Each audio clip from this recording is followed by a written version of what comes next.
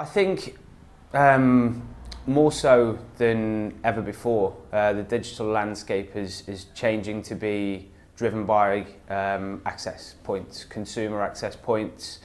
The content remains the same, so it is essentially digital content, but whenever we talk about digital, and particularly digital video, I think we could be led to believe we're talking about online, and you can be online on whatever device is connected to the internet.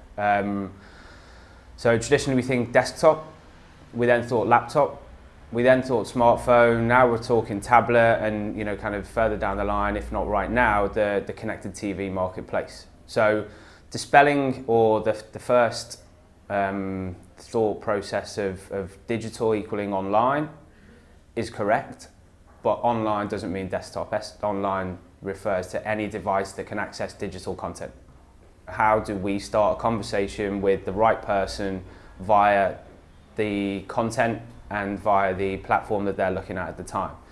So understanding that, but also not trying to predict that, is fairly important. So the makeup of digital campaigns, when looking at the kind of screen agnostic, the content driven approach to targeting or talking to audiences, is where we should start from. The makeup of a 16 to 24-year-old campaign, percentage of impressions on each screen would be very, very different to that of a 34-year-old mum of 3. So understanding that is probably first and foremost. Putting the consumer at the center of that and allowing them to go to whichever screen is most accessible for them means that you will be standing the best chance of getting the right people. So where we come from is very much around consumer-driven advertising and monetizing the impression based on the audience, not necessarily the platform.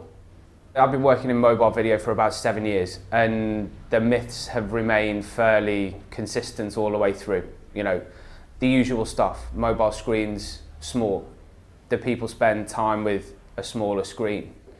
And to the point, are you always mobile? Is a mobile device consistently mobile? And what we've found is that isn't necessarily the case. An awful lot of mobile video is consumed via Wi-Fi, which would suggest that you are static, whether that is out of home but static, or in the home in the evening. The peak hours of mobile video content are between 7 and 11 in the evening. No surprise, they're the largest hours of any video content. The TV, prime time, 7 to 10. So kind of getting people to understand that the consumer won't spend less time with a device based on the size of the screen is fairly important.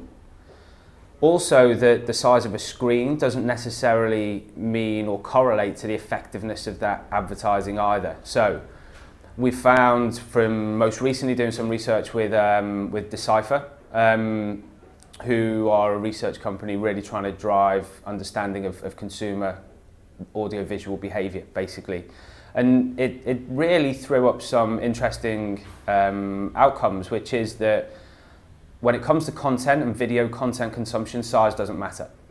That people will spend as much time with good content on a 3.5-inch screen as they will with a 42-inch screen sat at home. And getting the advertising right in front of that content based on the audience, so the relevance of that advertising, means that people will spend time and remember that ad. And by spend time, I mean watch the video to completion. So the draw of the content means that people will sit from start to finish through up to a 30-second ad on a mobile screen. So kind of some of the stats point towards mobile video being the next big thing. All of the spend of H1 2012 versus 2013 pointed towards it being the quickest growth area, and that's because digital is the fastest growing and video within that, and mobile as a platform within that too.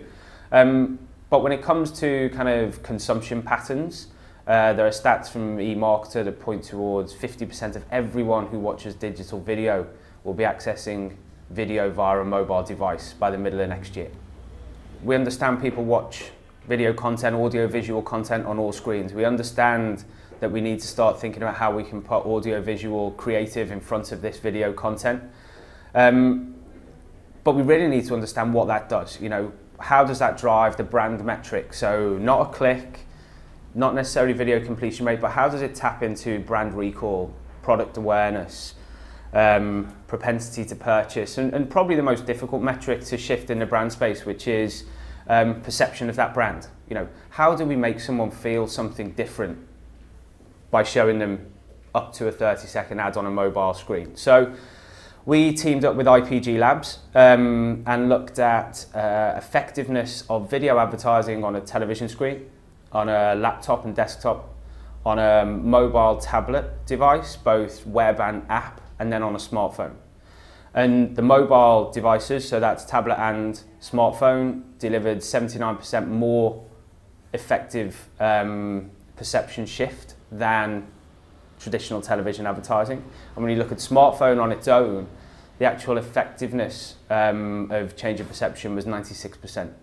So in effect, the whole premise, the smaller the screen, the less impactful the advertising, has been flipped on its head.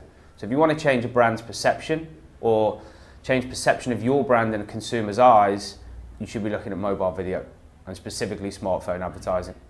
Connected TVs are the kind of the next big thing. And I think first and foremost, before it can shift anything, there needs to be a real understanding of what a connected TV is. And it's not just OEM, so it's not just the actual device itself, a smart TV with a hub built in, connected to the internet, content sitting within there, so the Samsungs, LGs, Panasonics, Philips, Hitachis of this world, to name a few.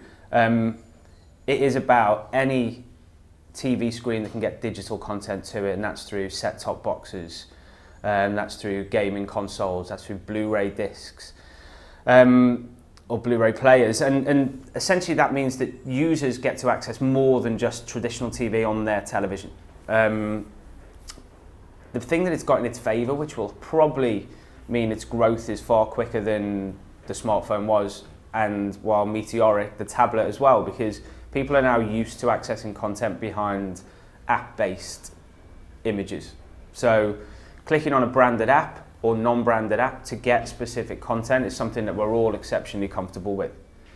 Connected TV is built on that. You know, you look at an app, Vivo, for example, sits across multiple screens, and we represent them, or we work with them on smartphone, tablet, connected TV, and some of the gaming consoles that they sit on as well. You click on the V, people understand what you get. You get music videos. That's on whatever device it is. There's consistency across the board, so the consumer understands what they're getting, what their interaction needs to be to gain content. Now, once they're watching it, the advertising mechanic is no different to any other platform. You're looking to put an audio-visual ad, which gives you the sight, sounds, and motion, in front of video content.